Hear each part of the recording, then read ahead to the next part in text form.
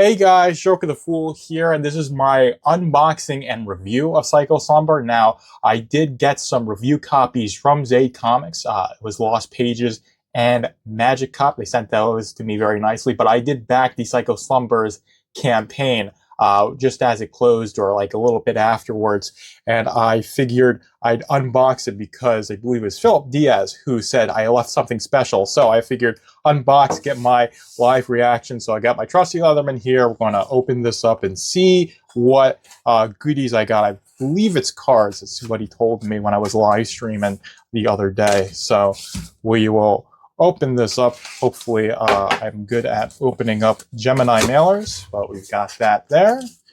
Oh, this tape is a bit, oh, there we go. And yeah, ooh, so we've got the book in and of itself. This is, I believe, the Alan Mankey cover. I forget exactly what his name is, but he worked on The Mask. So this is the cover that really struck out to me. I absolutely love it. Very beautiful. But we did also get something else. Let me just put that to the side. And that says, thanks, Joker. Well, thank you for being so kind to me as to send these. And well, this is, open those up. Hopefully I didn't. Okay, it looks like I didn't. But yeah, ooh, these are really nice if I can get these out. Ooh, man, these are really, really cool. So you got, this doesn't look like an entire deck, but this is like a real pack of trading cards. You see like BCW. Oh, and oh, man, look at that. That is cool. So that is a really, really nice and like its own little fold-up page. So you got the Masquerade, you got Drift. I love that. I've got the people. I said I really like that. Silhouette's pretty interesting. You got Grimstone. I like those as well. These are Lost Pages characters. These are absolutely beautiful. And this is a really collectible, so I'm not going to even like take these out. And it's nice because you can see both the front and the back, so there really is no reason to take these out of this really nice plastic sheath. So really big appreciation to Philip and Brandon Diaz for sending me that, and of course that nice little note there. But that is the unboxing portion of this, so let's get to the review section of this, and hopefully you guys keep enjoying this video. Okay, now on to the review portion of Slumber, and this is the Doug Mankey cover in the unboxing. I said Alan Mankey. I was getting Doug Mankey, the comic book artist, mixed up with Alan Mankey, the composer that worked for a bunch of Disney movies. But onto the book. This is an absolutely beautiful cover. Absolutely gotta love Krim. I believe Marty, that is her name on the cover, and a very risque pose of her. But that's I'd say pretty typical for Zaid Comics. They really lean into the TNA, and that's why I believe Brandon is very disappointed that when I make these video reviews, I'm not a bikini-clad woman on the beach saying, buy Zaid Comics, because I like them.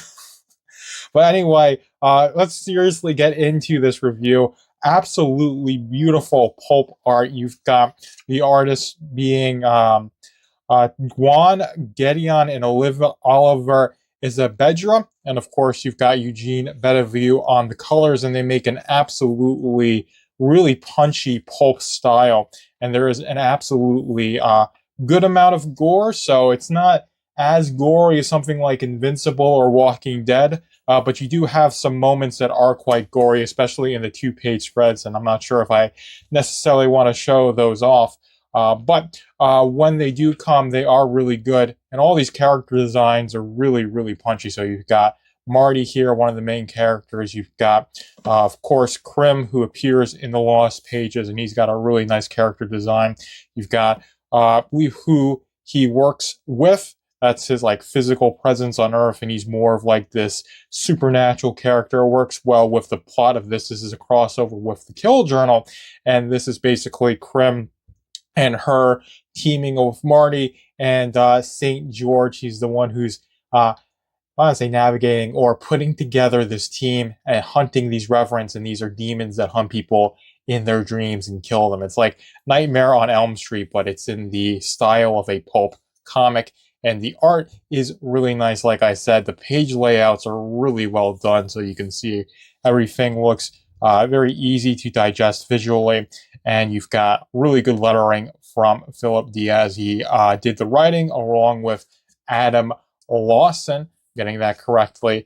and they have a really nice structured story. So there's a lot that gets introduced. So you have a lot of you got the main plot, you've got characterization, and some of it can feel like a bit of whiplash because it just all happens so quickly. And like this is one of the 2 page spreads I was mentioning, and you do have a bit of gore. So this is like the more gory part I'm covering with my hand. But the 2 page spreads, they really punch, and they do emphasize the most climactic and dramatic moments of the story, and that really keeps everything together. And you've got this really digestible main plot line of, like I said, the reverence hunting people in their dreams, or killing people in their dreams, I should say, and then hunting to go after them.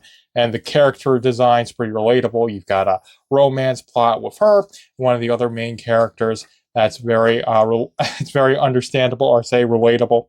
And then you've got a lot of this being organized by St. George, who's a priest. So it's got that angle as well. So it's a story that is pretty easy to digest. Everything that's introduced are things that you've seen before, and that's not like a bad thing, as in the story uses a lot of tropes and uses a lot of established themes. I think it's actually a really good thing. It makes the story pretty digestible, and the way that the artists really go about presenting this to the reader is done really well. Like I said, the character designs are really well done, and the pages are all presented in a way that is really easy to digest and wrap your head around. So these are really fantastic page layouts.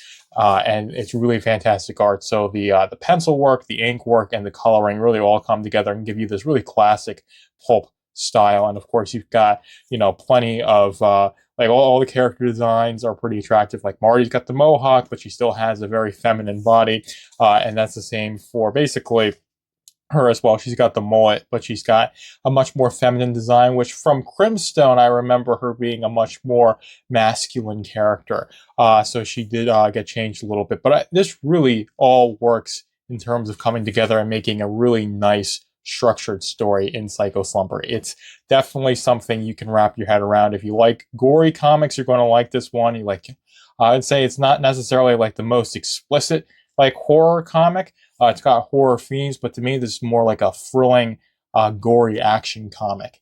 And it's not one that's meant to really scare you, even though it's dealing with demons and such. I don't find the character designs to be so scary, and it all seems to be, I'll say, like you have the stakes, you have everything that's raised, but it all gets resolved. And this does happen really quickly. So the pacing for the story is really quick because there's a lot that goes on. So the story gets established, and you have these characters introduced, and then they're really hunting to get to the bottom of the reverence, get leads on being able to take down the reverence as quickly and efficiently as possible. And then it ends up leading to this therapist character, and her introduction is it's the end of the comic, and her resolution's basically at the very end of the comic. So it gives a sense of it all going by quite quickly, and this is definitely a very, like I said, gory comic, but you've got really the gory moments being saved for those most dramatic moments. So they're not leaning into this is like Doom, where it's just like constant blood and guts on every single page. You do have some really gory moments in this comic, like full dismemberment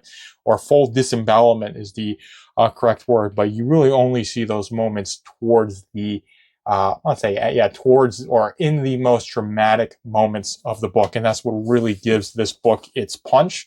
So it's definitely something that when you flip through it, when you see those moments, it really emphasizes the plot points that they're intending to imbue onto the reader.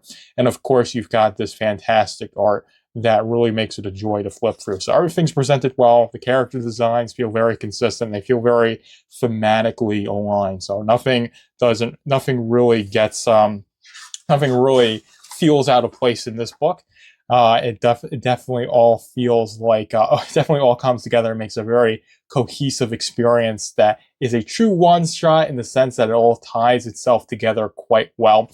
And it presents a lot, but then it ties it up very well. The main plot line and all the side characterization. It's just that some of the characterization can feel a bit I'd say ham-fisted, but like it moves along just a little bit too quickly. But I would definitely prefer it to be like that, considering this is a one-shot crossover rather than an ongoing series. So I wouldn't want there to be any cliffhangers or loose ends. So everything's tied up very nicely. It's a very nice structured story. Artist did a very fantastic job of giving this like gritty pulp style to the comic and just laying out all the pages, especially in something like we can see one of the pages like here, you see Krim in the puddle right there, just stuff like that, like little details like that in the ways of presenting the characters and the layouts of the pages really draws you into this comic. So it's stuff like that that I really got to highlight and shout out to the artists that Zaid Comics are working with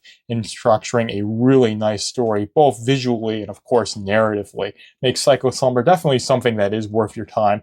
Absolutely fantastic cover. Absolutely fantastic guys, Brandon and Philip Diaz. Thanks for sending the cards. Thanks for calling me Joker. A lot of people call me Velvet Room Publishing, but I do go by Joker the Fool, and they know that. They've been very nice to me, and they make very good comics, and this is one that I highly recommend. So hopefully you guys enjoyed this review, but that's all I have for you guys for now. Joker is out. Thank you for stopping by the Velvet Room. Be sure to like, comment, and subscribe so you can keep up with Velvet Room Publishing, and go to velvetroompublishing.com if you want to go even deeper into the Velvet Room.